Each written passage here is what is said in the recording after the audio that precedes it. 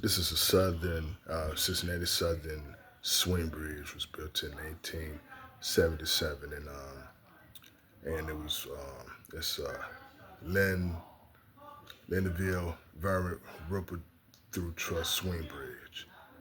Um, it was built in 1869, 1877. Superstructure replaced by a current bridge in 1922, which is a vertical lift bridge, which is was built, designed by Ralph Modjeski, right?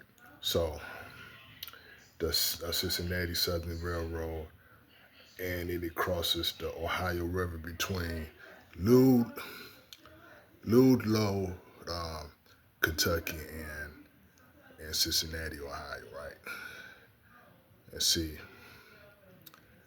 and so this swing bridge was replaced with a vertical lift bridge, but the swing pier remains, right? So that's exactly what's taking place, right? Look at this long swing bridge. It was the only swing bridge in the Cincinnati, and then you got um, a vertical lift bridge that was um, built and that was removed. Like Force the two towers were removed and everything, right?